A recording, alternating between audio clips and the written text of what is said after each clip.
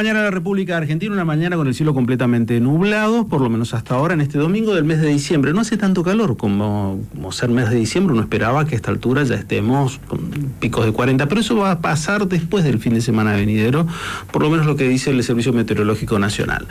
Nosotros en este espacio, Algo por Decir Televisión, con esta vez la invitación al decano de la Facultad de Derecho, el doctor Mario Villegas. Doctor, ¿cómo le va? ¿Cómo anda? Bien, Daniel, un gran gusto verte, cariño a la audiencia, a la teleaudiencia, sí. Y al equipo. Bueno, ha sido un año muy particular. Comenzamos completamente con todo cerrado y ahora prácticamente todo abierto. Es un poco así lo que nos toca vivir, ¿no? Sí, después de un 2020 de encierro e aislamiento, donde el sistema universitario en particular, y en nuestra universidad, toda la actividad fue virtual, para continuar con las actividades académicas. Este año, de a poco, el avance de los criterios sanitarios en torno a fases y después a la vacunación permitió que podamos de a poco gradualmente volver a cierta normalidad en el funcionamiento académico. Ya desde el punto de vista del trabajo del personal, ya desde el año pasado venía realizando sus tareas con cierta normalidad, salvo las personas con riesgo, y bueno, a partir de este año pudimos lograr los proyectos de extensión que tienen base en el territorio que se pudieron realizar, y a partir del mes de septiembre-octubre, sí, nuestra universidad tuvo actividades presenciales ya en sus clases. Obviamente algunas de forma de piloto, otras en forma híbrida, como en nuestro caso, pero pudimos volver con cierta presencialidad y estamos diagramando todo el próximo 2022 100% presencial.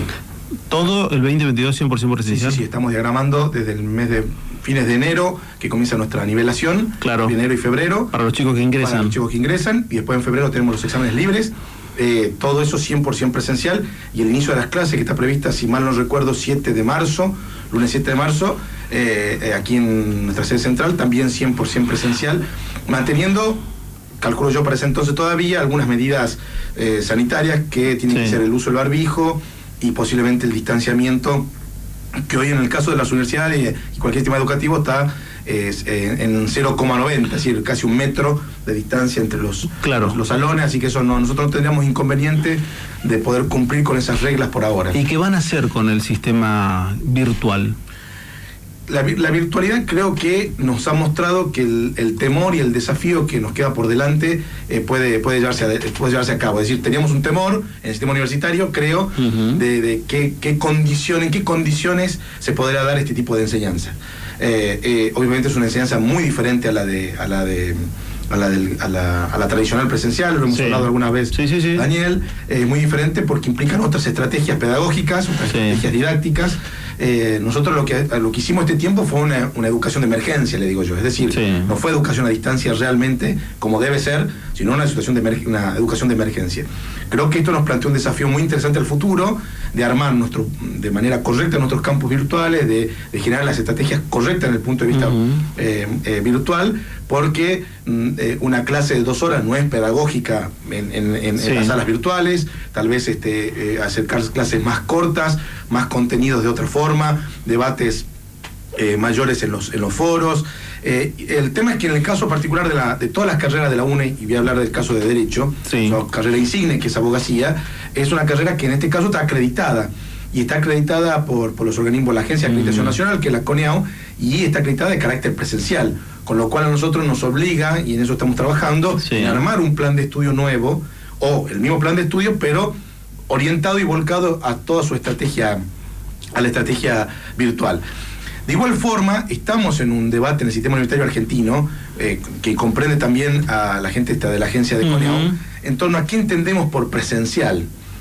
Es decir, si lo presencial es puramente la presencia física de docente y estudiante en un salón, o si también podía estar mediada por tecnologías. Claro. ¿No? Es decir, toda la actividad se hace en los salones, en las bibliotecas, etcétera, y tal vez las clases puedan darse a través del uso de... Ustedes lo que están hablando, están discutiendo ahora si utilizan un sistema híbrido o vuelven todo al 2019. Exactamente. Inicialmente tenemos que volver todo al 2019 para cumplir con nuestra responsabilidad, nuestra legislación, y estamos pensando en un sistema híbrido para que nos permita las clases, los exámenes tal vez tomarlo presencial, y las clases tener esta posibilidad de hacerlas híbridas. Pero Sí. Esto va a llevar un tiempo reacomodar esa estrategia, así que primero digo 2022 totalmente presencial, y de ahí, a partir de ahí, pensar alguna estrategia intermedia. Porque ahí viene, me salteo las preguntas que tenía prevista, porque viene el movimiento de los chicos, porque en este año y medio los chicos no han venido, muchos de ellos no han venido, lo que ha ocasionado una cuestión que por ahí quizás no se la mira, que es la cuestión económica de las familias. Hay muchos padres que hacen un enorme esfuerzo para que los chicos vengan del interior o de otras provincias a estudiar, y que dijeron, a ver, si mejora un poquito el internet, mi chico puede estudiar desde acá. O sea, ¿eso también entramos en juego ahora? Sí, nosotros inicialmente, por eso, para dar claridad y para que la gente pueda organizarse, nosotros decimos 2022 es 100% presencial, para que puedan organizarse y trasladarse. Lo que sí vamos a intentar hacer durante este 2022 es algunas experiencias pilotos de sistemas híbridos, donde podamos tener esta posibilidad de clases, algún curso de algunas asignaturas, clases híbridas, presenciales y virtuales, pero sí o sí los exámenes y toda la etapa de evaluación sí o sí tiene que ser presencial. Esto es por lo menos lo que estamos hablando, no solo en la UNE, sino en todo el sistema universitario argentino, porque nuestro interés es ver cómo podemos seguir brindando educación de calidad y de excelencia en este contexto de, a ver, ¿qué nos planteó esta situación de la pandemia y la posibilidad de los contactos virtuales? Tener la posibilidad de tener un docente de otra universidad de Argentina o del mundo en algún curso nuestro dictando una conferencia o una clase. Claro. Entonces podemos convocar a un profesor español para que nos dé un tema sobre de un área del derecho en particular, y tener un auditorio de nuestros estudiantes escuchando esa conferencia. Termina enriqueciendo al alumno. Totalmente. Entonces creo que esto lo que permite es ese espacio de intercambio, va a ser muy interesante para poder llevarlo adelante. Entonces nuestra idea es empezar a ver cómo hacemos una estrategia que pueda, primero, garantizar la presencialidad, porque es nuestra obligación legal y académica. Segundo, generar alguna estrategia que haga espacio en el futuro intermedio, y esto nos permita consolidar el de mañana una carrera virtual que comparta con la presencialidad los mismos contenidos, pero que se dicte de manera diferente. Y esto va a permitir tener un acceso mucho más amplio de la comunidad. Cuando uno pasa ya algunos años en la profesión, se va acordando de cosas y de entrevistas particulares. Recuerdo mucho a Adolfo Domingo Torres, quien decía, nosotros tenemos el gran desafío de agarrar lo que viene de la escuela primaria y secundaria. Los parámetros que hay de la escuela primaria y secundaria en el país no son para nada positivos. Ayer asumió la nueva ministra de Educación, dijo, tenemos que ir a buscar a 15.000 chicos que quedaron fuera del sistema escolar. ¿Ustedes cómo reciben hoy a los chicos? ¿Qué es lo que encuentran? ¿Qué material, con qué materia prima tienen que trabajar? Bueno, yo creo que ahí hay dos temas en debate interesante. El primero, que creo que la universidad tiene que hacerse cargo de que aparentemente nunca se sintió parte del sistema educativo. Es decir, siempre se tornó como la primaria y la secundaria por un lado, y la universidad recibe como a los estudiantes sin importarle la formación previa, sin involucrarse en la formación previa, y por lo tanto los recibe, y es responsabilidad de estudiantes su éxito o fracaso dentro del sistema educativo. En ese punto yo creo que la universidad está replanteándose estrategias. ¿Por qué? Porque lo que hoy estamos viendo es que tenemos un sistema educativo, como bien planteamos, deteriorado, y que tiene que ver no solo con la cantidad de estudiantes que terminan. Si uno mira, el otro día se había publicado un informe que habitualmente se hace sobre cuestiones educativas por entidades privadas muy reconocidas, establece que, según los números del Ministerio de Educación de la Nación, el 36% de las personas entre 25 y 65 años en este país han terminado la secundaria. Es decir, es muy bajo el nivel de personas que terminan la secundaria. Claro. Sobre ese nivel que termina la secundaria, ingresa un porcentaje a la universidad. De la universidad hoy tenemos en el sistema universitario total, cerca de 2 millones de estudiantes. La UNED tiene un poquito más de 50.000, de los cuales, si uno mira la cantidad de estudiantes que hoy tenemos y la cantidad de que se gradúan, la diferencia es enorme. Es decir, tenemos 3.000 graduados por año y graduadas por año, frente a promedio de ingresos 12.000, 15.000 estudiantes. Entonces, hay una necesidad de compatibilizar la cantidad de ingresantes con la cantidad de graduadas y graduados. ¿Cuál es nuestro problema? Que cuando ingresan a la universidad, vienen con un déficit enorme en torno a su formación previa. Y ahí es donde la universidad tiene que empezar a trabajar. ¿Por qué digo esto? Porque si uno mira las estadísticas nacionales, las pruebas que se hicieron, pruebas a aprender, que se hicieron recientemente, los resultados del Nordeste son peores que la media del país. Es decir, en lengua, que en el caso que puede afectar directamente a derecho, o en matemática, que puede afectar a otro tipo de carreras, los niveles son realmente muy preocupantes. Es peor los niveles de Chaco y Formosa que los de Corrientes y Misiones, pero siguen estando, en el caso de matemática, arriba en el caso de Corrientes y Misiones, cerca del 60%, y en el caso de Chaco y Formosa, arriba del 60% del déficit en formación en matemáticas. Y en lengua es cercano al 30% en Corrientes y Misiones y cercano al 40% en el Chaco y Formosa. Es decir, recibimos estudiantes con una muy mala formación en lectura, comprensión de texto, ni hablar de texto universitario, que exige un mayor nivel de lectura y de análisis y de reflexión. Con lo cual, tenemos el primer problema. ¿Qué hace la universidad?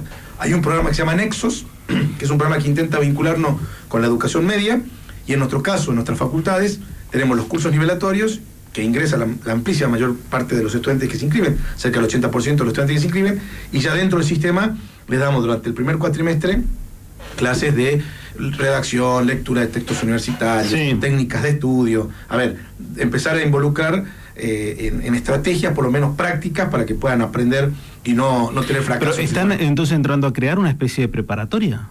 Y la intención es esa. Vamos a terminar una preparatoria como Estados Unidos, tiene una preparatoria para que el chico de esa preparatoria, 1 o 2 años, salte a la universidad pública, mejor dicho, en el sentido claro y concreto de una carrera universitaria. Sí, de hecho, creo que es un debate que se debe todo el sistema universitario. La Universidad de Buenos Aires hace muchos años lo instrumenta así, tiene un CBC, donde hay una serie de contenidos que se dan durante 2 años, y de ahí, sobre esa base, bueno, si uno se inscribe en el área de las sociales, puede ir a derecho económico, etcétera, sociales, etcétera, o se inscribe en el área de las matemáticas o de las ciencias exactas y pueden ir a esa disciplina.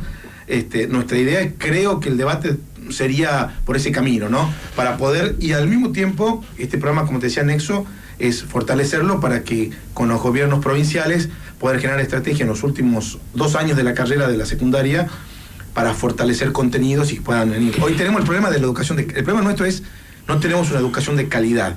Y ahí tenemos que apuntar a resolver eso. Claro, el mayor te va a decir rápidamente, están queriendo incorporar 2 años más de formación para que el chico llegue a la universidad, como antes era el hombre mayor. Te va a decir, yo con la primaria y secundaria ya era suficiente. No, el mundo también hoy demanda mayor formación. Eso también es una realidad. Totalmente. Hoy creo que antes tal vez con un título secundario no podía acceder a algún empleo remunerado razonablemente. Hoy creo que las personas están buscando otro tipo de formación, no alcanza a veces con la titulación secundaria, y base a la titulación universitaria, y ahí también, yo siempre digo, los países centrales del mundo, por lo menos desarrollados, digo en términos económicos, Europa, Japón, China con menor medida, Estados Unidos, Rusia, tratan de tener una población cercana a 1/3 de su población con formación superior, es decir, universitaria en gran parte, terciarios, institutos de formación, etcétera. Entonces tiene una población fuertemente formada. Nosotros no llegamos al 10% en Argentina y América Latina. Entonces, nuestro interés es, creo que hoy la revolución es del conocimiento, y creo que la economía del conocimiento y de la innovación es lo que está primando. Entonces, apostemos a desarrollarnos como sociedad en el área del conocimiento. No, y aparte, si no estás actualizado permanentemente, vas quedando en forma rápida fuera de todo. Totalmente. El conocimiento avanzado,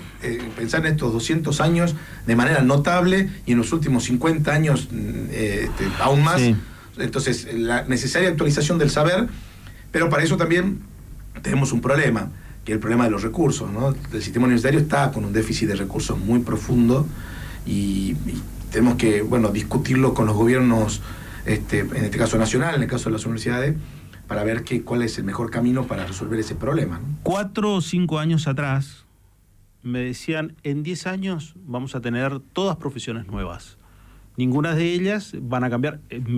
Así me llegaba el mensaje desde Buenos Aires, decían así permanentemente. Entonces estamos a mitad del camino. ¿Vamos en ese camino o esto se va a ir prolongando un poco más? ¿O hay que mirar el cambio desde otra perspectiva?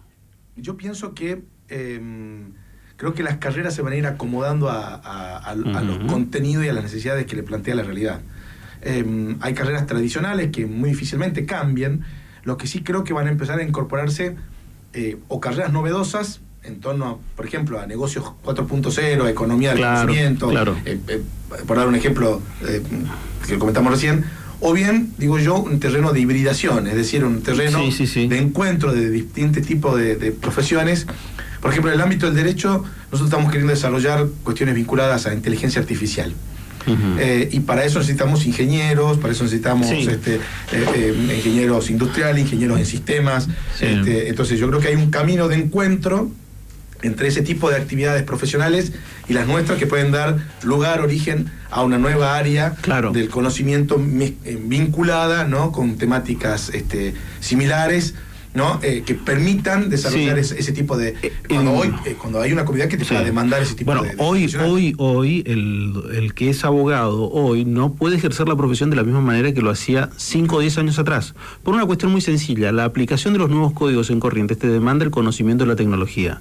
Teniendo en cuenta que en Corrientes, por lo menos, todo es a través del sistema Forum, el sistema de audiencias, y todo requiere de la tecnología, porque las notificaciones te vienen a través de correo electrónico, las presentaciones, los plazos. Si no tenés un conocimiento mínimo de tecnología, que 10 años atrás el abogado podía no tenerlo, podía ejercer la profesión. Hoy no puede. Totalmente.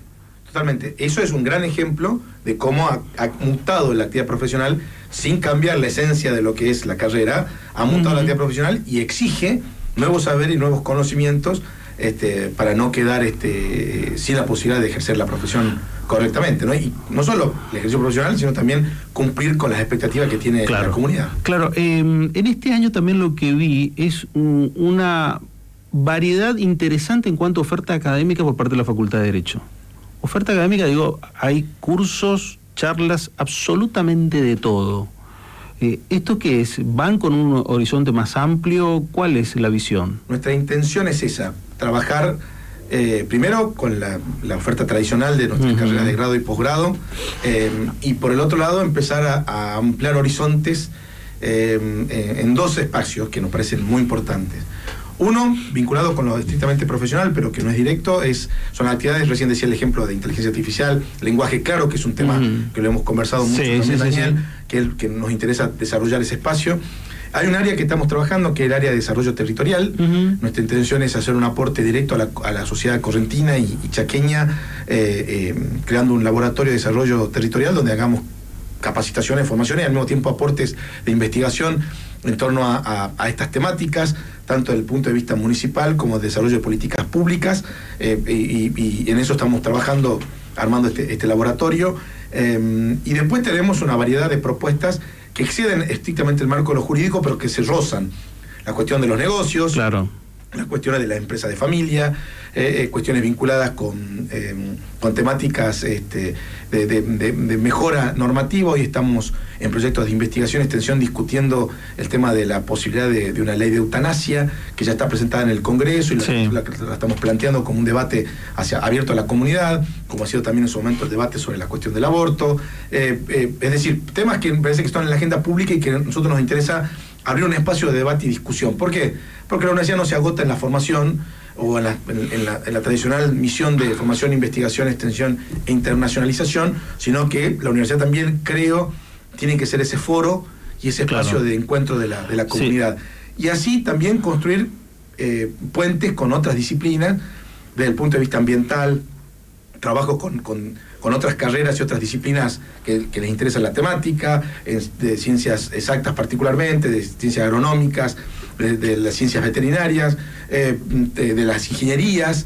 Entonces empezar a encontrar puntos de acuerdo que nos permitan avanzar en espacios. Creo que tenemos que salir de la idea de que cada unidad académica o cada carrera tiene un conocimiento que es único y puro y que no puede salirse de ese espacio. Entonces hay que interrelacionarse. Creo que hay que vincularse. Vos sabés que lo del lenguaje claro, para mí es fundamental desde esta perspectiva. La perspectiva de la oralidad en las audiencias es fundamental. O sea, el tipo que está o las personas que están en conflicto van a ir a una audiencia oral con sus abogados y con los funcionarios judiciales, y si no entienden lo que se está hablando, que al fin y al cabo es el conflicto de ellos, no es el conflicto ni de los abogados ni del Poder Judicial, sino es el conflicto entre esas dos personas, entre esas dos partes, ¿cómo van a entender de la manera en que se resuelve su conflicto? Ese es un elemento fundamental. Totalmente. Nosotros creo que lo habíamos comentado alguna vez, en particular con ese tema. Nosotros siempre decimos, parecería ser como que el lenguaje jurídico fuese un lenguaje muy diferente al lenguaje cotidiano de las personas. Y eso perjudica dos cosas. Uno, que las personas entiendan qué le está pasando y cómo resolvemos su situación. A veces es más simple, y en otros casos a veces las personas no cumplen o no tienen ese apego por el cumplimiento de lo normativo, tal vez porque no entiendan. Entonces, nos contaba, una persona recibe una carta o documento y no sabe de qué se trata lo que le llega en sus manos, o una cédula de notificación del juzgado. Entonces uno se empieza a preocupar, y tal vez sea absolutamente nada problemático. Entonces, ahí donde entra, creo, a jugar esta necesidad de cambio pero esto es un esfuerzo más grande, cambio de prácticas y de prácticas jurídicas y de costumbres en los tribunales, que debemos hacer para que la ciudadanía entienda mejor y que podamos ejercer plenamente y correctamente el derecho. Esta semana publicaron, y tuvo mucha repercusión, un adulto mayor que se recibió. Sí. ¿Está bien o está mal? Muy bien. En nuestra facultad tenemos una particularidad.